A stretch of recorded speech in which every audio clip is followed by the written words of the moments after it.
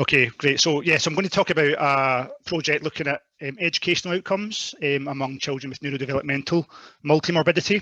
So this was a Scotland-wide project. This was something that I undertook over the last couple of years. So a little bit of background. So we know that education can impact your health and well-being, both directly, so through health promotion, but also indirectly, because if you've got poorer, if you do poorer at school, then you have poorer life prospects in terms of less employment opportunity, less social mobility, poorer wealth, and potentially poorer health and well-being as well. But there's lots of factors that can impact whether a child does well at school in the first place. One of those is chronic ill health. I've done quite a lot of research around children with chronic conditions, but off the back of that, we realised that children with neurodevelopmental disorders are among the most at risk in terms of poorer educational outcomes, and also neurodevelopmental disorders quite often arise together. So this idea of neurodevelopmental multimorbidity resulted in this term ESSENCE, first coined in 2010 in recognition of the frequent multimorbidity around neurodevelopmental disorders. So we wanted to look at this in more detail. And so I linked education to health data to try and identify school children in Scotland with neurodevelopmental multimorbidity. So for the purposes of this project, we defined that as 2 or more of the following conditions: ADHD, depression, autism, or intellectual disability. And then I wanted to find out among those children with neurodevelopmental multimorbidity, how are they comparing in terms of educational outcomes compared to their peers. So in terms of data, I had access to 5 years worth of pupil census data. So the Scottish Z have a pupil census, which is recorded every year annually, and it holds information on all pupils attending local authority primary and secondary schools in Scotland. Has a wealth of demographic information, but crucially for this project, it also had information on whether children have any special educational need, including diagnosis of intellectual disability or autism.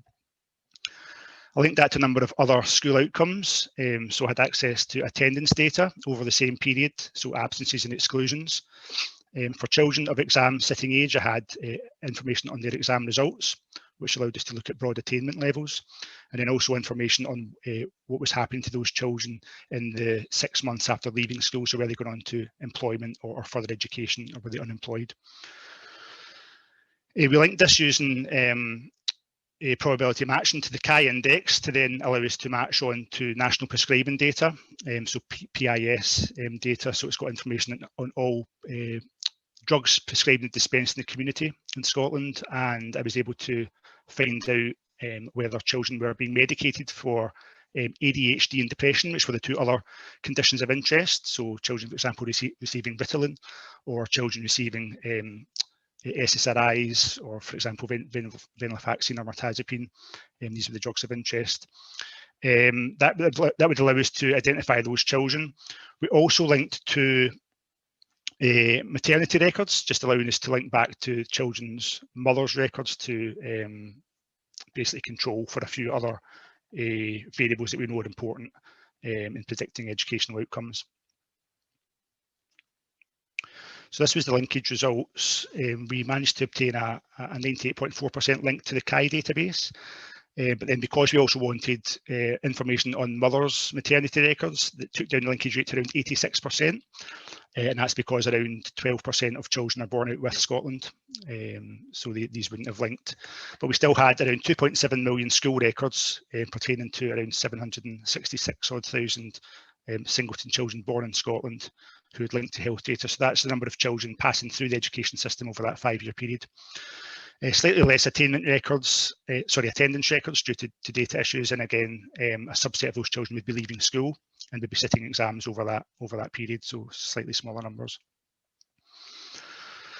So this slide looks at the prevalence, first of all, of one condition. So prevalence of any of those conditions, i.e. ADHD, depression, intellectual disability or autism, occurs more commonly in boys than girls. So 65% of boys have one of those conditions.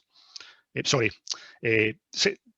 were appearing, so among children with one of those conditions, 65% were boys, 34% were girls. And then again, among children with one condition, these were occurring more readily in more deprived quintiles. Among children with 2 or more conditions, 81% of them were boys, and only 18.6% were girls. And then again, the prevalence of neurodevelopmental multimorbidity was occurring more readily in the more deprived quintiles again. This is looking at the coexistence of the different conditions. So we can see here the most commonly occurring or the most commonly coexisting conditions were intellectual disability and autism occurring together, so about 0.3% prevalence in our population. In terms of one condition, all of the conditions with the exception of depression were more common in boys. So autism, ADHD and intellectual disability more common in boys, but depression more common in girls, again ties in with previous literature. And when we look at the occurrence of 2 conditions occurring together, again, they always occur more commonly in boys than girls. So this is just looking at modelling some of the educational outcomes. I'll block out the bottom because that was looking at subsets of gender and deprivation. I just want to focus on the main results. So this is where I'm looking at 4 outcomes: absenteeism, so number of absences from school, number of exclusions from school for troublesome behaviour, risk of low attainment, and also odds of being unemployed after leaving school. So the first 2 are incident rate ratios and the second 2 are odds ratios. So this is really just looking at the reference category of children who have no conditions, and then looking at the risk of those outcomes in children with 1 condition and children with 2 or more conditions, i.e. Neurodevelopmental multimorbidity. And here we can see increased risk of absenteeism, 3-fold increased risk of exclusion, 12-fold increased odds of having poor attainment, and a 2-fold increased odds of unemployment. And we can see that for the last 3 outcomes, there is a dose response effect whereby that risk is becoming more amplified as the number of conditions goes up. We then looked at different conditions and different combinations of condition, and so basically putting children into the different categories, whether they had 1 condition or combinations of different conditions, and looked at the risk of absenteeism from school. And here we can see that the effect size always increases whenever depression comes into the mix, so whether depression is in isolation or whether it exists with another condition, such as autism, ADHD or intellectual disability, then the effect size increases. And this ties in with previous studies that we've done. I've published a paper on depression, and there was a 2-fold increased risk of absenteeism, so it felt quite highly in that group, so that makes sense in terms of what we're seeing.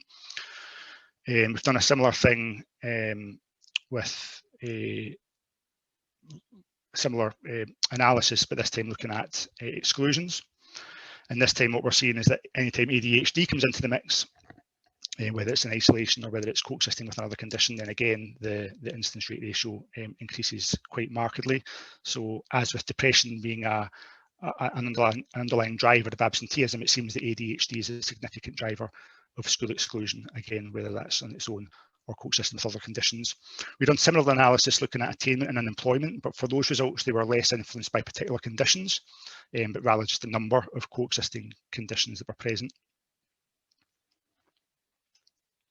So this is just to say that the findings from this study were published last year in PLOS Medicine. You can see the link here if you want to go and look at some of the other findings. And yeah, just thanks to the co-authors and also the Mental Health Data Pathfinder for funding the study, and MRC HDR UK who funded my research fellowship. I'll take any questions.